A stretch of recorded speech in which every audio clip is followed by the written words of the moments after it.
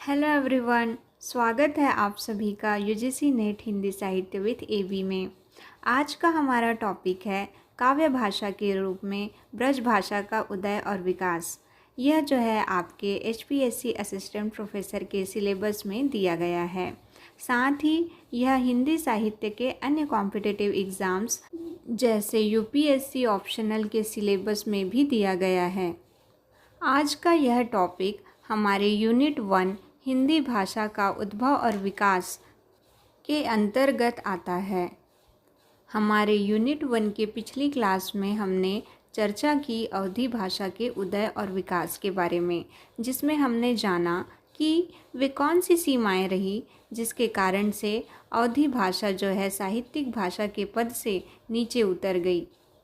किस तरह से अवधी भाषा जो है तत्कालीन देश काल परिस्थितियों के साहित्य की आवश्यकताओं को पूरा करने में असमर्थ रही और ब्रज भाषा ने उसका स्थान ले लिया। जो चीज़ें अवधी भाषा की सीमाएं रहीं वही जो है ब्रज भाषा की विशेषताएं बनकर उभरी। एक तरफ जहां अवधी जो है गंभीर, उदात्त और मर्यादापूर्ण अभिव्यक्ति के लिए बेहद अनुकूल भाषा है, वहीं दूसरी तरफ ब्रज भाषा जो है चंचल मनोवृत्तियों को अभिव्यक्त करने में सक्षम भाषा है। तो चलिए आज की क्लास शुरू करने से पहले हम जान लेते हैं अपने चैनल के बारे में, जिसका नाम है यूजीसी नेट हिंदी साहित्य विद एबी। हमारे यूट्यूब हैंडल का नाम है लाइव विद एबी। आप हमें इंस्टाग्राम और टेलीग्राम पर भी सर्च कर सकते हैं /हिंदी विद एबी पर।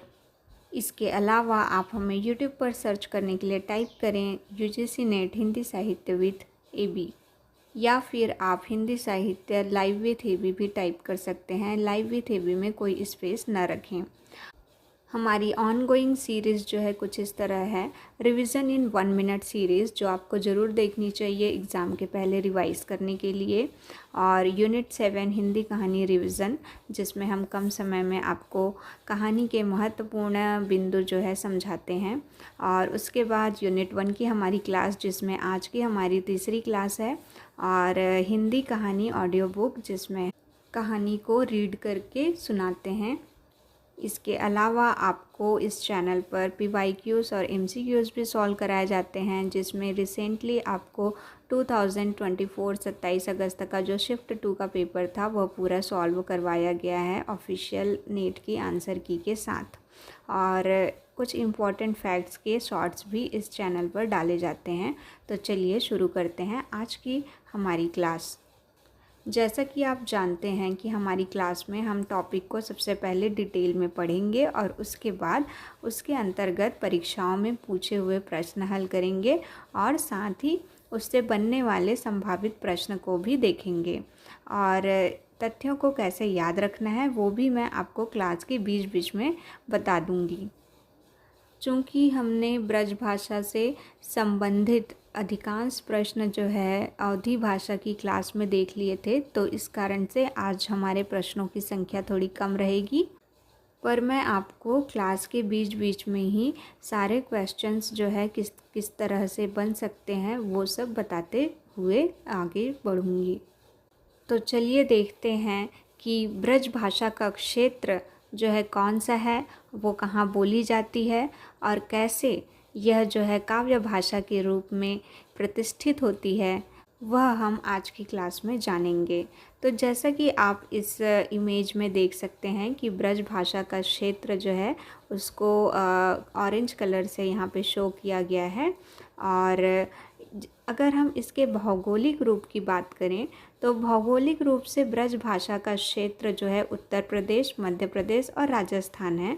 उत्तर प्रदेश में हमारे मथुरा, आगरा, अलीगढ़, मैनपुरी, एटा, बदायूं और बरेली है।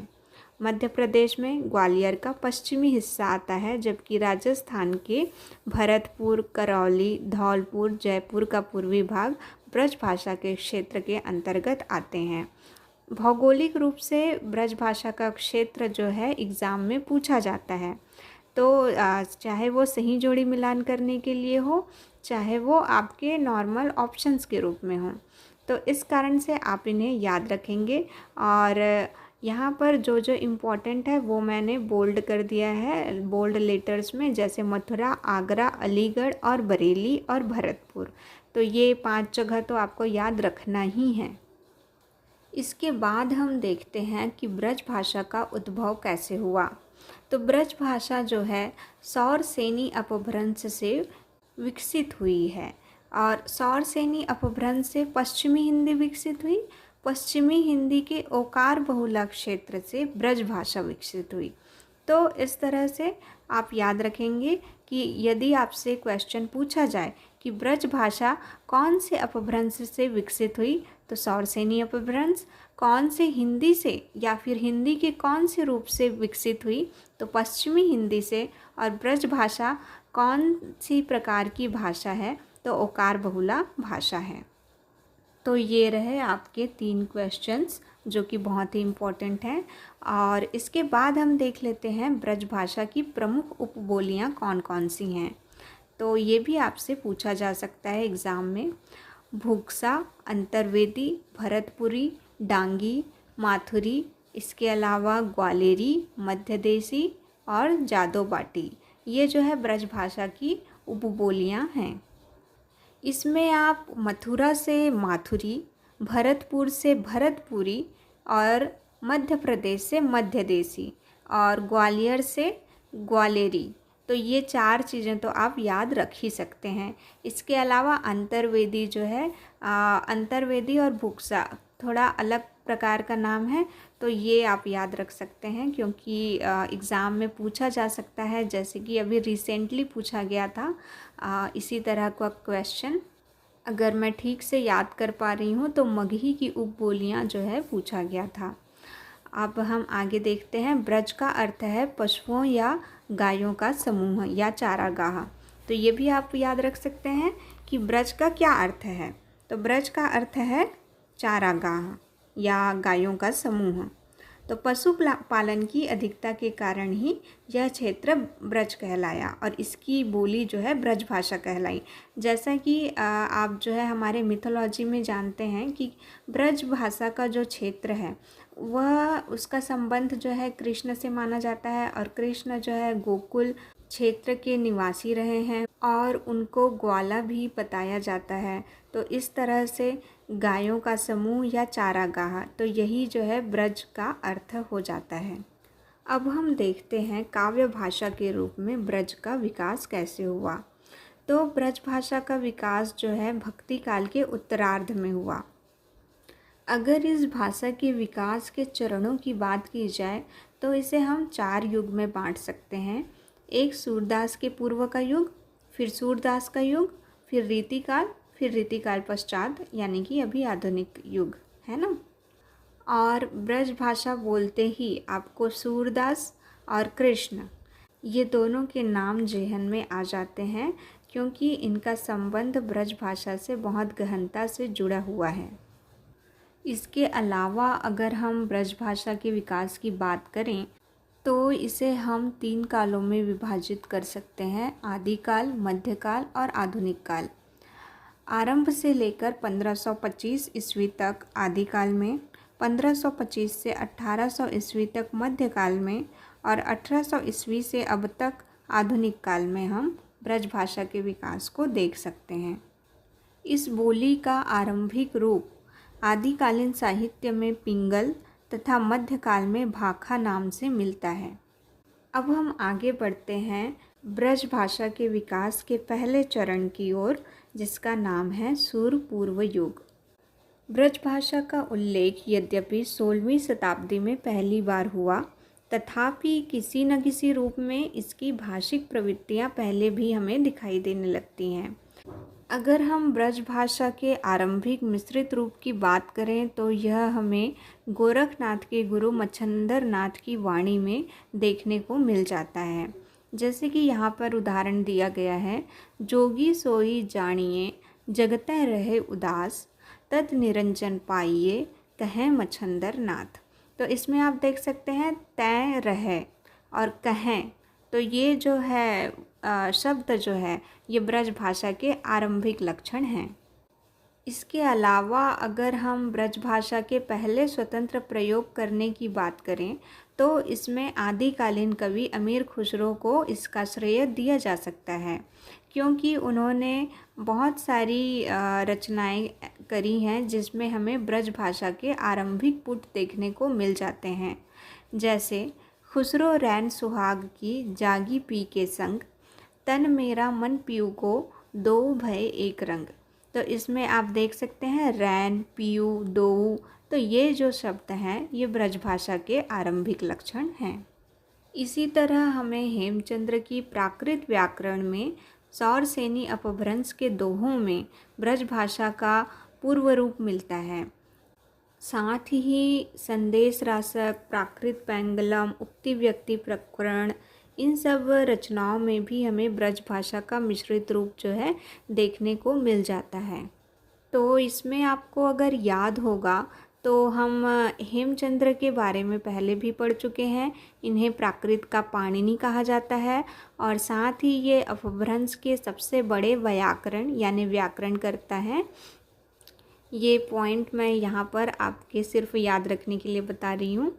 अब हम आगे देखते हैं।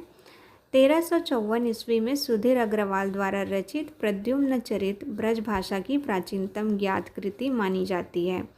इसके अलावा कच्छ के महाराजा राव लखपत सिंह ने 1749 ईस्वी में ब्रज भाषा काव्यशाला की स्थापना की और डॉक्टर धीरेन्द्र वर्मा ने पृथ्वीराज रासो की भाषा को ब्रज भाषा माना है।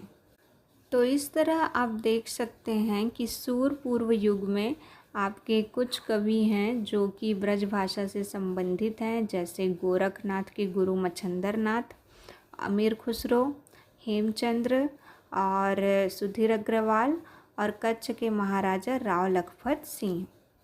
तो ये ब्रज भाषा से जुड़े हुए नाम हैं।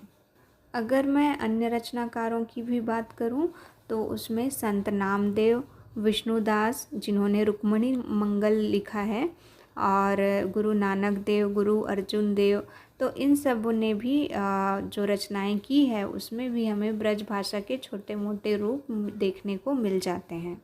अब हम बात करते हैं सूरदास के युग की, जिसमें ब्रज भाषा जो है अपने चरम पर पहुंची और साहित्यिक भाषा के रूप में या काव्य भाषा के रूप में विराजमान हुई। तो इस तरह से ब्रज भाषा को चरमोत्कर्ष पर ले जाने का श्रेय सूरदास को जाता है। अगर हम बात करें कि सूरदास कहाँ से आए हैं ना, कौन है ये, तो ये आते हैं अष्टछाप कवियों की श्रेणी में। और अष्टछाप कवि कहाँ से आए?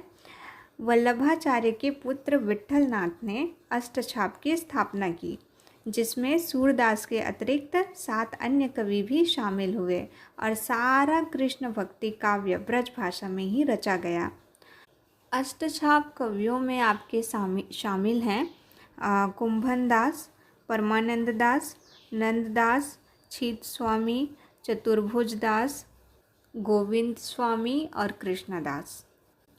इन अष्टछाप कवियों में जो सबसे प्रसिद्ध हुए वो हैं सूरदास, और इनकी जो वाक विविधता की शैली है वो जो है बहुत प्रसिद्ध हुई, जिसके बारे में आचार्य शुक्ल जी ने कहा है कि चलती हुई ब्रज भाषा में सबसे पहले साहित्यिक कृति इन्हीं की मिलती है। इन्हीं की मतलब सूरदास की मिलती है, जो अपनी पूर्णता के कारण आश्चर्य में डाल देती है।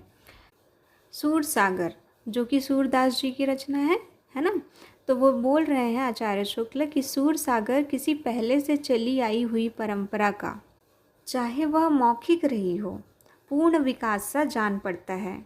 यानी सूरसागर जो रचना है वह ब्रज भाषा का पूर्ण विकसित रूप हमें मालूम पड़ता है, ऐसा आचार्य शुक्ल कह रहे हैं। चलने वाली परंपरा का मूल रूप नहीं, ऐसा तो हमें बिल्कुल पता ही नहीं चलता कि यही जो है जो ब्रज भाषा की परंपरा चलती है उसका मूल रूप तो यही है, ऐसा हमें बिल्कुल नहीं लगता, बल्कि हमें ऐसा लगता है कि सूरसागर ही पूर्ण रूप से विकसित ब्रज भाषा का रूप है। तो इस तरह से वे सूरदास की प्रशंसा में यह कथन कहते हैं। इसके अलावा आचार्य शुक्ल ने सूरदास के बारे में कहा है कि यह रचना इतनी प्रगल्भ और कलापूर्ण है कि आगे आने वाले कवियों की श्रृंगार और वात्सल्य की पंक्तियाँ सूर की झूठी सी जान पड़ती है। इसके उदाहरण में आप देख सकते हैं, निर्गुण कौन देश को बासी, मधुकर हंसी समुझाए सौह दे बूझति साँच न हासी। यहाँ पर गोपियाँ जो है एक भ्रमर को अर्थात भंवरे को टारगेट करके उद्धव को उलाहना कसती हैं, अर्थात वो बहुत ही चतुराई से उद्धव को व्यंग करती हैं। तो यही जो शैली है वो जो है वाग्विदता की शैली कहलाती है। इसके अलावा सूरदास जी उपमा और उत्प्रेक्षा अलंकार जो है खूब प्रयोग करते हैं। यह उनके प्रिय अलंकार माने जाते हैं। तो उन्हीं के बारे में आचार्य शुक्ल फिर से कहते हैं कि सूर को उपमा देने की झक्सी चढ़ जाती है और वह उपमा पर उपमा, उत्प्रेक्षा पर उत्प्रेक्षा करते चले जाते हैं। उन्होंने उदाहरण भी दिया है, निरखत अंक श्याम सुंदर के बार बार लावती छाती, लोचन जल कागद मसी मिलिकै, वह गई श्याम श्याम की पाती।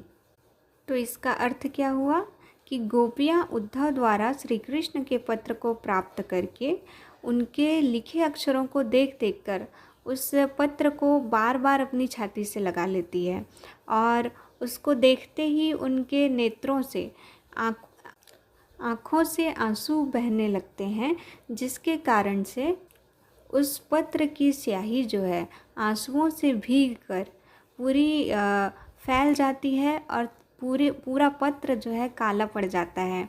तो उसी को यहाँ पे कहा गया है कि हो गई श्याम श्याम की पाती। तो इस तरह से ये 3 कथन जो अभी हमने आचार्य शुक्ल के देखे हैं सूरदास के बारे में, ये आप अपने एग्ज़ाम के लिए याद रख सकते हैं। आगे हम देखते हैं कि परमानंदास, नंददास और कुंभनदास, इन्होंने भी ब्रज भाषा में रचनाएं की और इनकी भाषा जो है अत्यंत विकसित एवं प्रभावशाली भाषा है।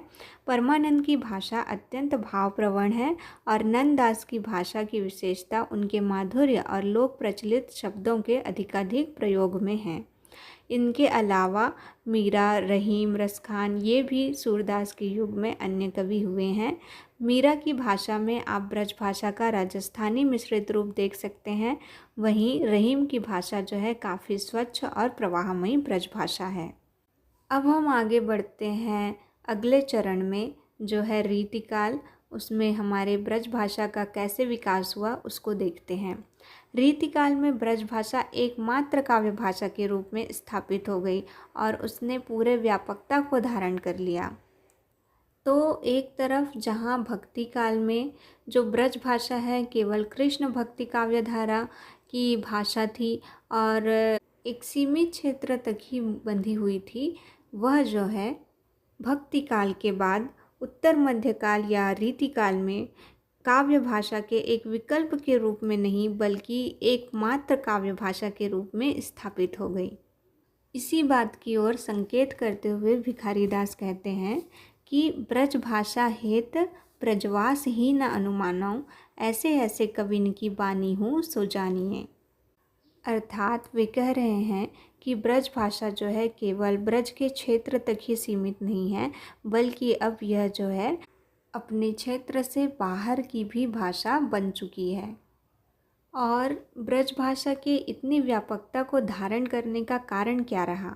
तो कारण ये रहा कि रीतिकाल में हमें श्रृंगार जैसे तत्वों की अधिकता जो है दिखाई पड़ती है और श्रृंगार के लिए अवधी भाषा उपयुक्त न होकर के ब्रज भाषा जो है ज़्यादा उपयुक्त प्रतीत होती है। जिस तरह से अवधी का संबंध जो है नैतिकता और लोक मंगल से हो गया था, उसी प्रकार से ब्रज भाषा मूलतः सौंदर्य और श्रृंगार जैसे विषयों का प्रतीक बन चुकी थी। और इसके सबसे सफल प्रयोक्ता माने जाते हैं कविवर बिहारी लाल, जिन्होंने लिखी बिहारी सतसई, जिसके बारे में जॉर्ज ग्रियर्सन ने कहा है कि पूरे यूरोप में कोई भी कविता बिहारी सतसई का मुकाबला नहीं कर सकती।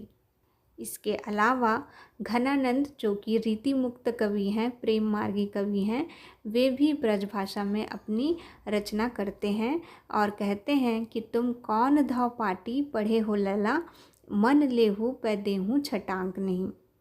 तो इस तरह घनानंद जो कवि हैं, इनकी जो भाषा है, इसे सुनकर व्यक्ति चमत्कृत नहीं होता बल्कि संवेदना के गहरे स्तर तक पहुंच जाता है। और इनके इन्हीं बात की प्रशंसा करते हुए आचार्य शुक्ल कहते हैं कि इनकी सी विशुद्ध, सरस, शक्तिशाली ब्रज भाषा लिखने में और कोई कवि समर्थ नहीं हुआ। विशुद्धता के साथ प्रौढ़ता तथा माधुर्य भी अपूर्व है। तो ये थे आपका रीतिकाल। और अब हम देखते हैं रीतिकाल पश्चात के युग में ब्रज भाषा जो है किस तरह आगे बढ़ी।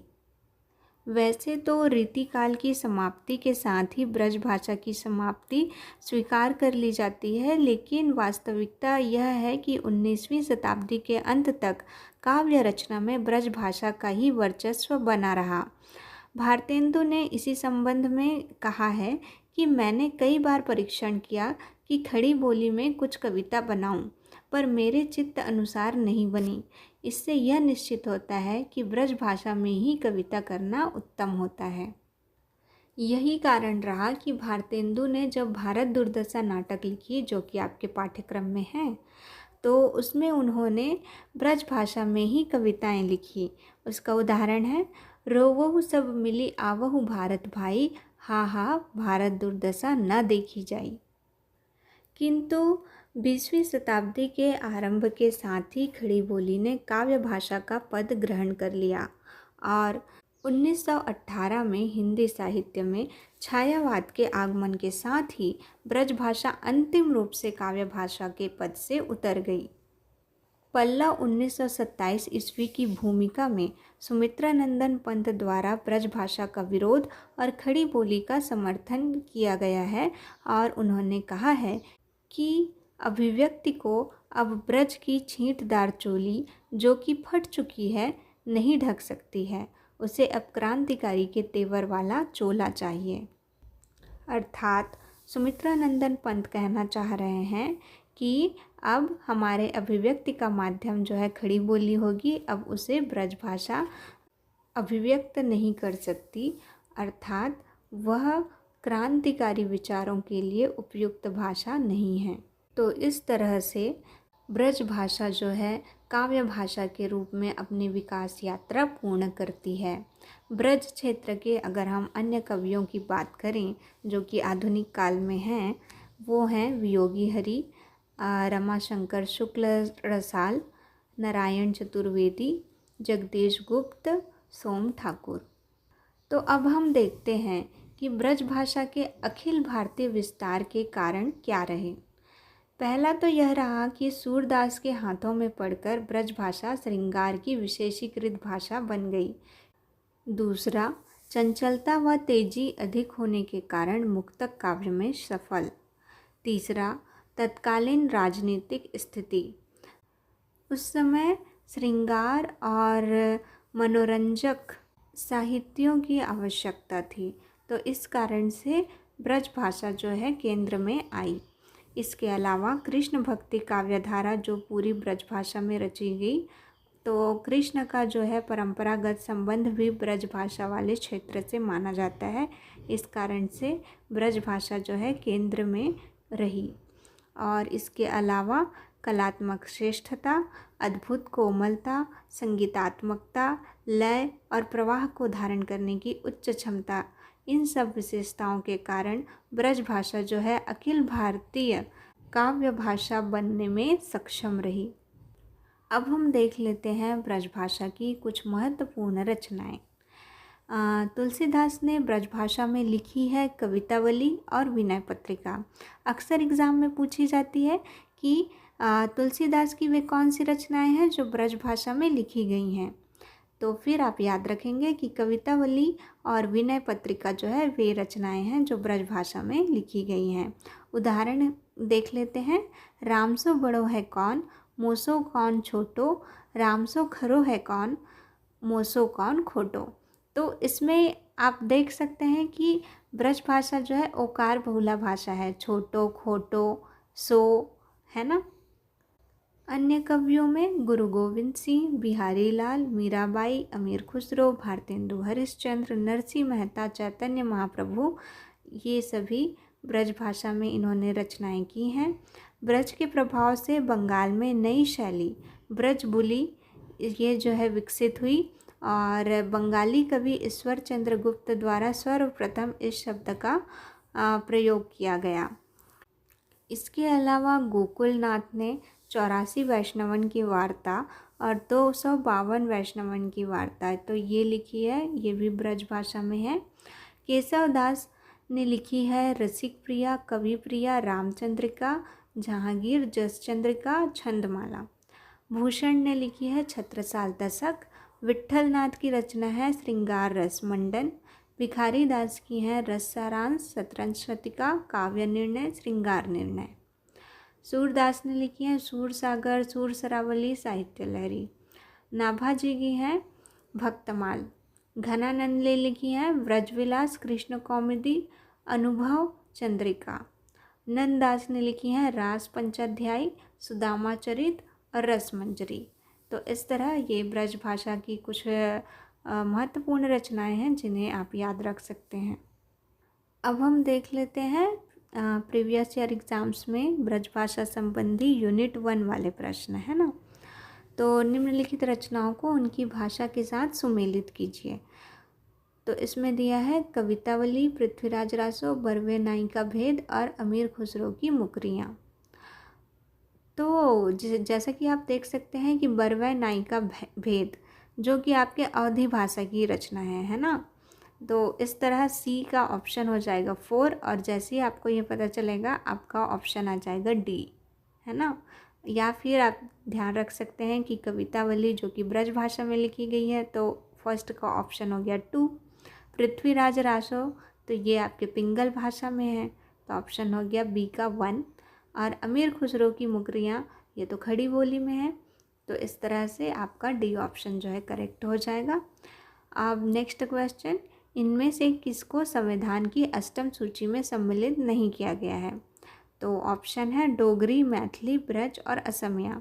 तो आप जानते हैं कि ब्रज भाषा जो है 8वीं अनुसूची में सम्मिलित नहीं है, जबकि डोगरी, मैथिली और असमिया 8वीं अनुसूची में सम्मिलित हैं। तो इसी के साथ ख़त्म होती है आज की हमारी क्लास। और इस क्लास से रिलेटेड नोट्स वगैरह अगर आपको चाहिए तो आप हमें कमेंट सेक्शन में बता सकते हैं। साथ ही अगर आपको यह क्लास अच्छी लगती है तो आप अपने बाकी साथियों के साथ इसे शेयर करें ताकि हम जो है ऐसे ही वीडियोस लेकर आपके लिए आ सकें। इसके अलावा मेरी आपसे गुजारिश है कि आप हमारे टेलीग्राम चैनल को ज्वाइन करें। उसमें जब आप लोग थोड़े ज़्यादा बच्चे हो जाएंगे तो फिर हम उसमें जो है अभ्यास प्रश्न और सारे नोट्स जो है शेयर करेंगे। इसके आने वाली कक्षा में हम बात करेंगे खड़ी बोली के उदय और विकास के बारे में। तो फिर मिलते हैं हम अपनी नेक्स्ट क्लास में। धन्यवाद।